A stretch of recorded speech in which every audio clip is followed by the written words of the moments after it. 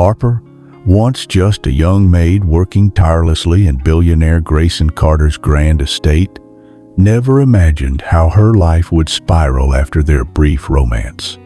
When she found out she was pregnant, her dreams of love and stability crumbled as Grayson cast her aside without a second thought.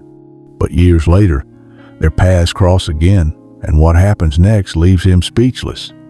Harper's transformation leaves Grayson questioning his choices, haunted by regret. How did she rise from the betrayal, and why does her strength unsettle him so deeply? In the quiet town of Maple Glen, Georgia, Harper's life began with mystery. As an infant, she was left on the steps of St. Teresa's orphanage with nothing but a thin blanket. The nuns, touched by her tiny, curious gaze, named her Harper and took her in. While they provided her with food and shelter, Harper felt a deep loneliness that no amount of care could soothe. From her room under the sloped roof, she'd often watch the other children laughing together, always feeling like a spectator. At night, she would sit by her window, gazing at the distant glow of homes, and whisper her wishes to the stars.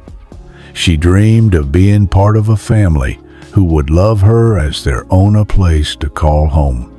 Each time a car pulled up at the orphanage, Harper's heart would race. But time after time, her hope was dashed as couples left with other children, leaving her behind. Though the nuns offered kind words, Harper's heart felt the ache of each rejection.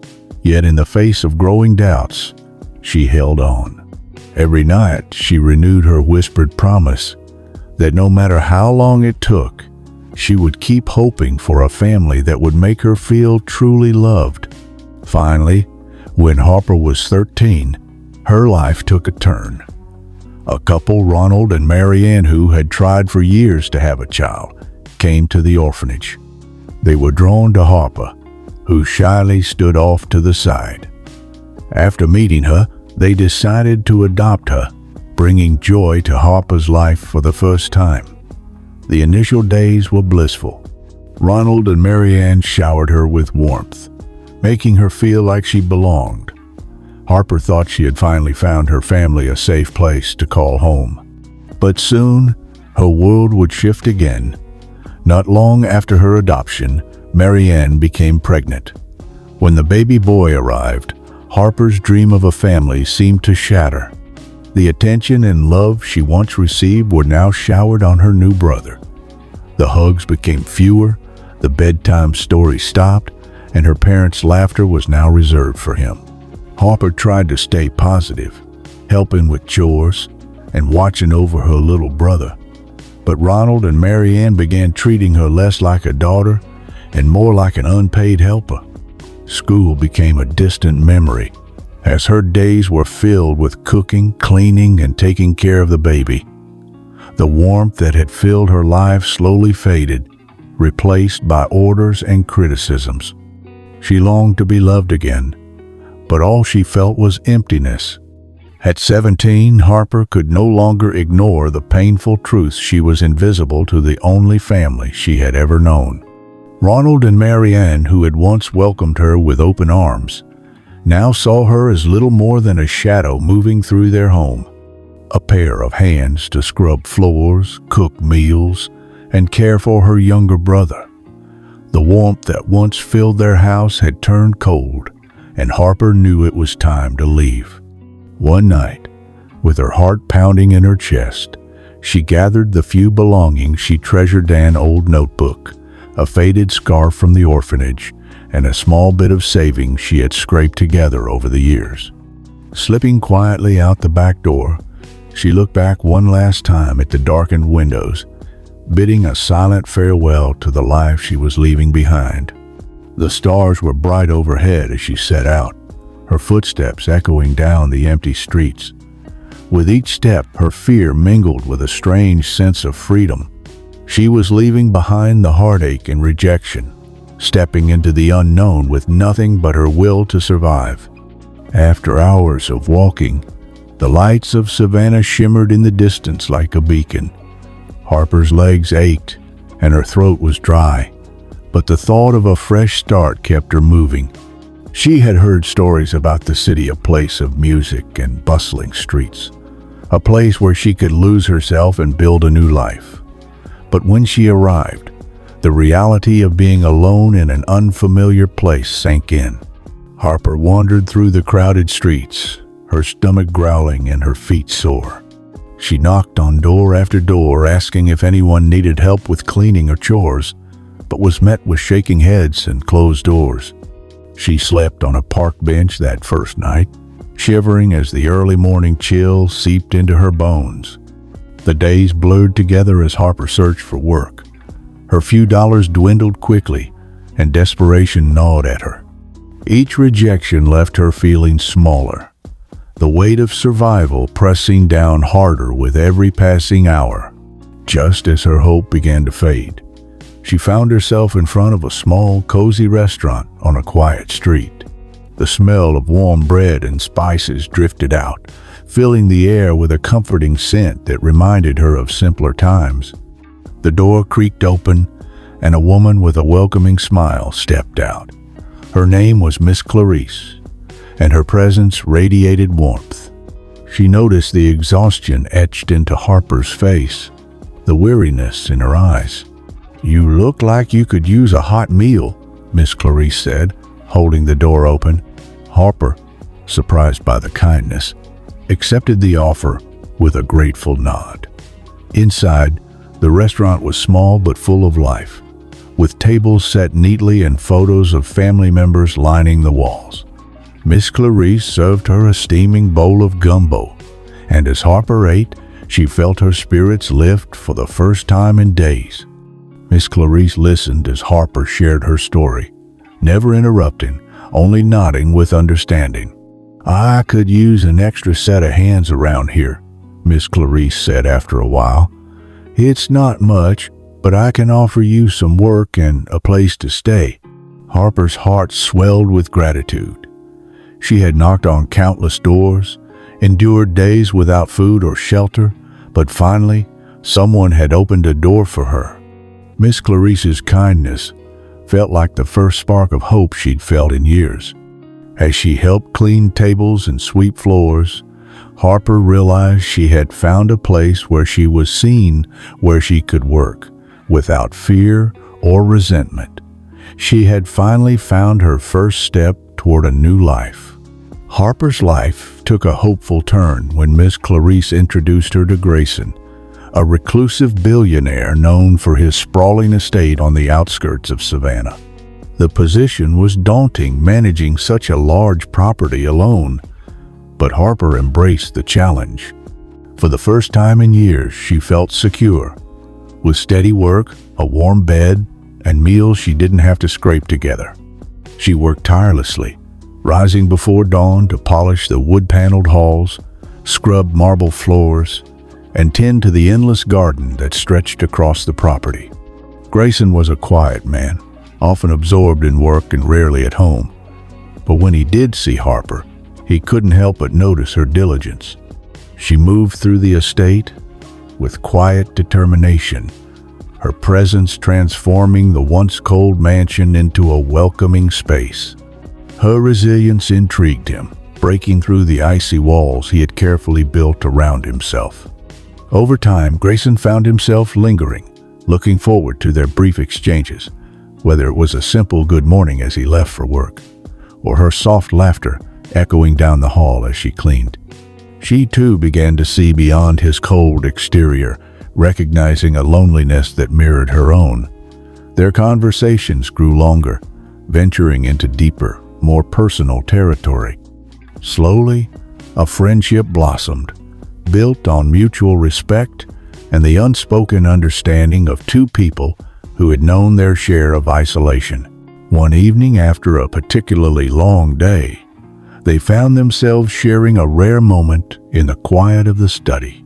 Grayson poured them both a drink, and they talked well into the night, their laughter filling the empty room.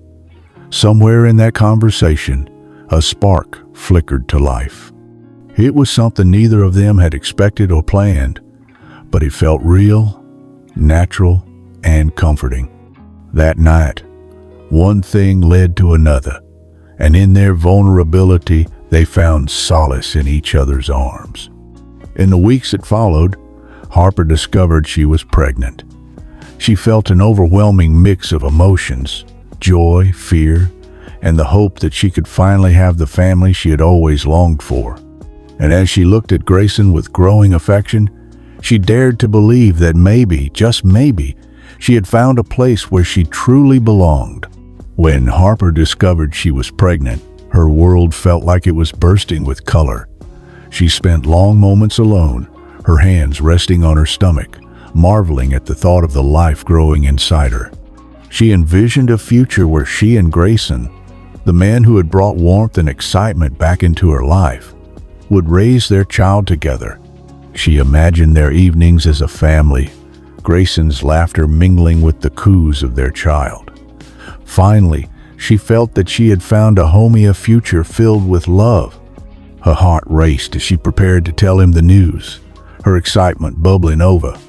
She waited for him in the grand living room of his mansion, surrounded by polished floors and high ceilings that seemed to whisper the promise of a bright future.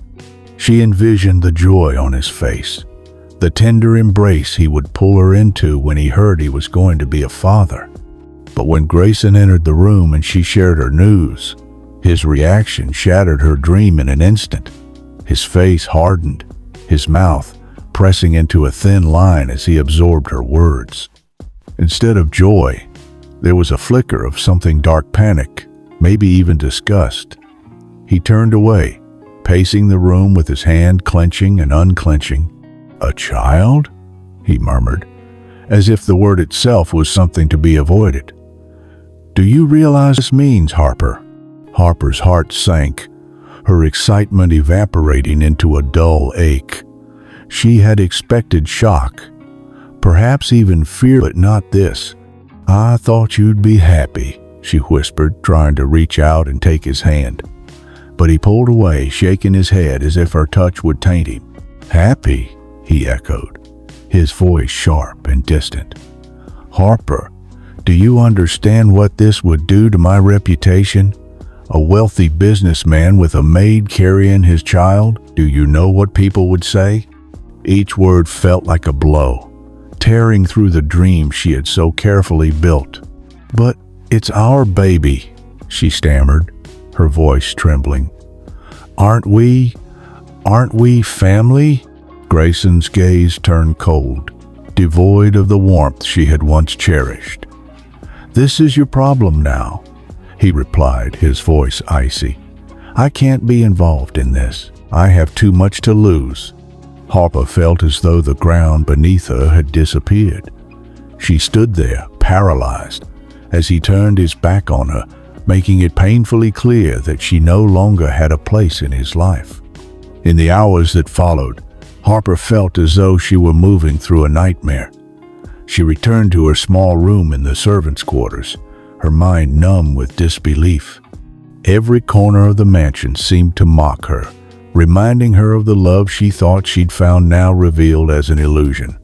She packed her belongings slowly, each item reminding her of the hope she'd carried just hours before. By the time the sun rose, Harper had slipped out of Grayson's home, her heart shattered, carrying only the bare essentials. She didn't look back. Savannah, once filled with dreams, had become a place of heartbreak. As she walked to the bus station, her hands resting protectively over her stomach, she whispered promises to the child she carried. "I'll take care of you. We don't need him. We'll start fresh somewhere far from here." The bus ride to New Orleans was long, each mile stretching out in silence. Harper pressed her forehead against the cold window, watching the Louisiana landscape roll by, lost in her thoughts. She was no longer the naive girl who had come to Savannah with nothing but hope. She was now a woman carrying a new life, and with it, a new resolve. By the time the bus pulled into New Orleans, Harper was ready to begin again, determined to rebuild her life for herself and her child. The betrayal still weighed heavily on her heart, but a new spark had ignited within her a fierce determination to make a life for herself and her unborn baby, no matter the cost. In the city's bustling streets, Harper found herself both scared and strangely exhilarated. She was alone, yet she felt a growing strength.